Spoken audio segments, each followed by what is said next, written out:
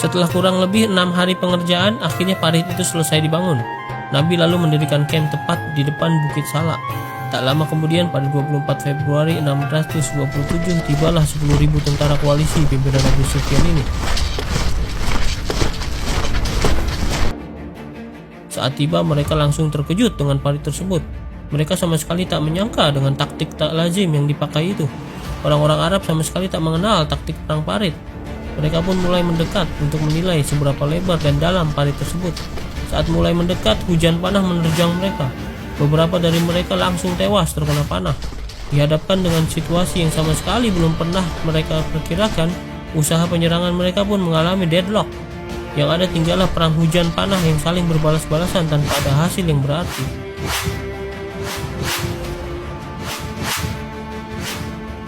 Hari demi hari berlalu. Setelah 10 hari penggabungan, tak ada progres yang berarti. Saat deadlock ini tercetuslah ide Abu Sufyan untuk mengajak Bani Quraisyah berkhianat. Abu Sufyan tahu di Madinah masih ada suku Yahudi yang masih setia dengan piagam Madinah, yaitu Bani Quraisyah. Kekuatan Bani Quraisyah yang ditaksir 700 sampai 1.000 orang tentara siap tempur sangat potensial untuk dijadikan aliansi, terlebih mereka sudah berada di dalam Madinah. Rencana Abu Sufyan jika misi itu berhasil adalah dengan melakukan serangan serentak dari utara dan selatan dengan bantuan serangan dari Bani Quraisyah. Tentara muslim yang berjaga di parit pasti akan berkurang sangat signifikan karena harus melakukan pertahanan di selatan. Saat itulah tentara koalisi yang berjumlah 10.000 itu akan lebih mudah menyeberangi parit. Namun untuk membujuk Bani Quraisyah ini bukan perkara mudah.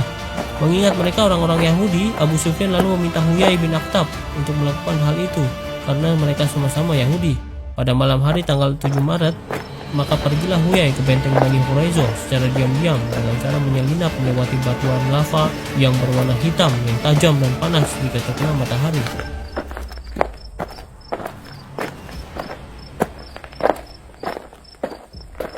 Sesampainya di depan benteng, Huyai berteriak untuk minta dibukakan pintu. Awalnya Ka'ab bin Asad, kepala suku Bani Quraisyah, menolak dengan berkata bahwa ia tak mau mencari masalah dengan Nabi Muhammad. Meski Huyai belum mengutarakan maksudnya, Ka'ab sudah yakin tujuan si Huyai ini datang. Tapi Huyai terus mendesak agar dibukakan pintu untuk masuk dengan alasan hanya ingin meminta makan. Huyai mengancam jika tidak dibukakan pintu, ia akan mengatakan orang-orang Yahudi di suku-suku lain bahwa Ka'ab orang yang pelit. Akhirnya Ka'ab mengizinkannya masuk. Setelah sampai di dalam benteng, mulailah si Huyai ini berbicara. Tentu bukan perkara meminta makan. Ia meyakinkan Ka'ab bahwa bala tentara yang ia bawa sebanyak 10.000 itu akan menang. Dan jika nanti tentara koalisi ini berhasil menguasai Madinah, maka suku Quraisyah yang beraliansi dengan muslimin paling tidak akan dimusuhi atau bahkan diserang juga. Huyai meyakinkan Ka'ab untuk bergabung dengan menyerang muslimin dari dalam. Ia berjanji setelah menang, nanti Ka'ab akan dapat kekuasaan yang lebih besar di Madinah. Setelah menimbang-nimbang, akhirnya Ka'ab setuju dengan usul Huyai. Selanjutnya Huyai meminta Ka'ab mengambil surat perjanjiannya dengan Nabi. Di hadapan Ka'ab, Huyai merobek-robeknya. Maka saat itu juga resmilah Bani Quraisyah menjadi bagian dari tentara aliansi. Sementara itu, saksi mata dari pihak muslimin yang melihat aktivitas mencurigakan di benteng Bani Quraisyah mulai menyebarkan rumor bahwa satu-satunya suku Yahudi yang tersisa di Madinah itu telah berkhianat. Rumor itu akhirnya sampai ke telinga Rasulullah. Untuk memastikan berita itu, Rasulullah lalu meminta Sa'ad bin Mu'adz untuk datang ke benteng Quraisyah. Sa'ad dipilih karena ia adalah pemimpin Bani Aus di Madinah dan memiliki hubungan baik dengan Bani Quraisyah karena memiliki jaringan bisnis dengan mereka. Saat Sa'ad tiba di depan benteng, ia pun langsung meminta dibukakan pintu. Sa'ad yakin ia pasti diizinkan masuk karena memang sudah biasa keluar masuk benteng itu karena hubungan baik yang ia miliki. Tapi yang terjadi waktu itu sangat mengagetkan Sa'ad. Penjaga pintu benteng dengan congkaknya mengusir Sa'ad seraya berkata bahwa tak ada lagi ikatan perjanjian apapun antara Bani Quraisyah dengan kaum muslimin. Insiden ini bagi Sa'ad telah jelas bahwa orang-orang Yahudi itu telah berkhianat. Ia pun melapor ke Rasulullah. Pengkhianatan Bani Quraisyah ini benar-benar pukulan telak bagi kaum muslimin di tengah situasi genting. Dengan jumlah pasukan yang lebih sedikit, ditambah musim paceklik, Nabi sama sekali tak menempatkan pasukan pertahanan di arah selatan untuk menghadang penyerangan dari orang-orang Yahudi tersebut. Semua wanita, orang tua, dan anak-anak ditempatkan di sebuah benteng yang aman tanpa ada pasukan menjaga. Dari arah belakang kaum muslimin benar-benar tak memiliki pertahanan. Seandainya berita pengkhianatan Bani Quraisyah ini bocor ke pasukan yang sedang menjaga parit, pastilah akan memicu kepanikan. Sebab itu saat mendapat laporan tersebut, Rasulullah berupaya keras agar berita pengkhianatan itu tak tersebar ke kaum muslimin dan masih berharap Bani Quraisyah tak benar-benar melakukan penyerangan dari belakang. Namun apalacur, harapan itu akhirnya sirna ketika sebuah insiden yang dikenal dengan insiden Sofiah dan Yahudi mengkonfirmasi tindakan agresif orang-orang Yahudi ini. Insiden itu berawal ketika Sofiah yang sedang berjaga di benteng yang hanya dihuni oleh para wanita, anak-anak, dan orang tua melihat segerombolan Yahudi sekitar 25 orang berusaha menaiki benteng.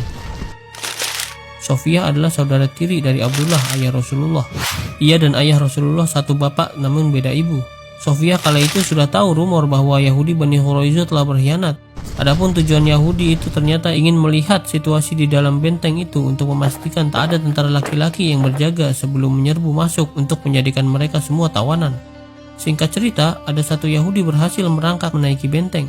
Dengan cerdiknya, Sofiah lalu memakai baju perang laki-laki dan menghunus pedang. Saat si Yahudi sampai di atas, Sofiah langsung menebas batang lehernya dan melemparkan batok kepalanya itu keluar benteng. Gerombolan Yahudi yang melihat langsung ketakutan. Dari kejauhan, Sofiah nampak seperti prajurit laki-laki. Para Yahudi ini pun langsung berpikir benteng tersebut dijaga oleh tentara laki-laki. Akhirnya mereka pun mengurungkan niatnya. Setelah kejadian tersebut, Rasulullah terpaksa mengurangi pasukan di Parit untuk membentuk pasukan pertahanan di sebelah selatan. Beliau mengirim 100 infanteri dan 300 kavaleri untuk berpatroli. Pasukan pertahanan di Parit semakin melemah dengan tersebarnya berita pengkhianatan ini. Orang-orang munafik langsung meninggalkan Parit dan pulang ke rumah masing-masing setelah mendengar kabar Bani Quraisyah berkhianat. Mereka langsung menyatakan diri tidak ikut-ikutan mendukung salah satu kubu alias netral untuk menjamin keamanan harta benda dan keluarga mereka sendiri. Situasi pun semakin kritis bagi kaum muslimin. Namun di sisi para pengepung, mereka juga tak memiliki persiapan pengepungan panjang. Persediaan makanan di sisi mereka pun semakin menipis di tengah ancaman kelaparan. Di saat situasi genting, Rasulullah berinisiatif untuk bernegosiasi dengan memanggil suku Badui Ghatafan agar mau meninggalkan pasukan aliansi. Bani Ghatafan ini sekitar 2.000 tentara dari total 10.000 tentara aliansi yang mengepung. Jumlah yang cukup signifikan. Rasulullah berharap jika negosiasi ini berhasil dan Bani Ghatafan mundur, maka akan membawa efek domino kepada bani-bani yang lain untuk mengambil langkah serupa. Rasulullah lalu mengajukan tawaran sepertiga hasil panen pangan dari Madinah untuk diserahkan ke Bani Ghatafan selama 1 tahun. Namun Bani Ghatafan meminta separuh. Mengingat tingginya bargaining position mereka kali itu, Rasulullah pun mengalah dan setuju. Tapi kesepakatan akhirnya batal ketika Rasulullah meminta persetujuan Bani Ansor atas kesepakatan itu, namun mereka dengan bulat menolak.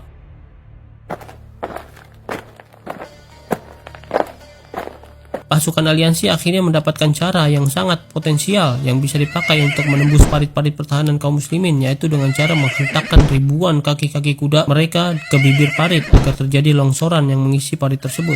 Cara itu pun sedikit demi sedikit membuahkan hasil. Parit yang tadinya dalam lama-lama menjadi dangkal dan lebih mudah dilewati. Namun dalam prosesnya terjadi pertempuran panah yang sangat sengit. Kaum muslimin terus memanahi pasukan kavaleri yang sedang bekerja melongsorkan tanah di bibir parit tersebut. Untuk melindungi pasukan kavaleri mereka, pasukan aliansi membalas panah-panah tersebut. Walhasil ribuan anak-anak panah yang saling berbalasan melintasi di atas parit. Serangan ini sangat intens, berlangsung dari waktu zuhur hingga maghrib. Dalam peristiwa ini Sa'ad bin Mu'az terkena anak panah di bagian dada dari seorang Quraisy bernama Hibban bin Qais al-Araqah dan terluka parah. Rasulullah lalu memerintahkannya untuk diistirahatkan di masjid. Dengan metode pendangkalan parit ini ditambah masuknya suku Quraisyah ke kubu aliansi untuk menyerang Madinah dari dalam, posisi kaum muslimin semakin terjepit dan benar-benar di ujung tanduk.